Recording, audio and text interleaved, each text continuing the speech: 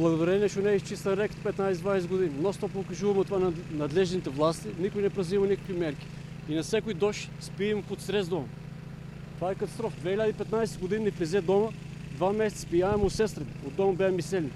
С нощи беше за 1 сантим готово да влезе дома, Арнема дворот поплави, дојдеа багите изкопаа, па водот се изцеди. Арнема са много вода имаше с това пат около двор. Това е чиста болест, това е гръвота и срамота. Не знам, значи много пати напоменуваме да се чиста реката, каналите се чистят и има много несовестни луѓе што се фрлят отпад, што не треба да има казни, треба да има.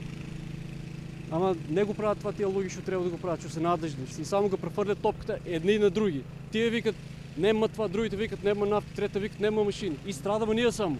Народот тук што сме.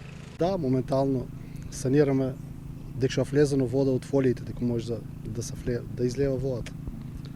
И това е, штети има. Значи, това се одразува се на што не се одржават каналите. Значи, ние имаме сега тука петиција чинно, да кажеме, до градоначалникот да стигнат тај пат тука, што од таа страна на реката, што го штити сејалто, да биде тампониран и да биде решен еден голем проблем. Значи, треба да се тампонира, да се реши исто како од таа страна, значи да се заштита сејалто. Това ни е од приоритет. Па за да нема това решението, това ще го кажах, значи, да се заштитаме, да се обезбеда трапо от таа страна, от кај селото. Да се тампонира, да биде цврст тај трап, да не попушта и да биде повишен.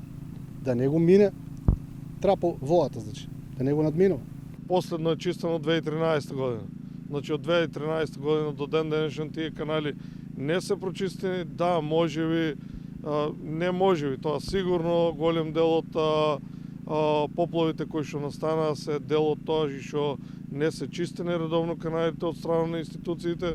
Меѓутоа, доста од граѓаните им советуваме, а во еден процес сме заедно и со градоначалникот на општина Струмица да направиме локални претоварни станици кај што ќе можат најлон од оранжериите, капка што ќе им останува, да не ја фрлат во каналите, дали и друг некој материјал што им останува, да го депонираат таму, за да можеме ние после тоа да го пренесеме на соодветно место.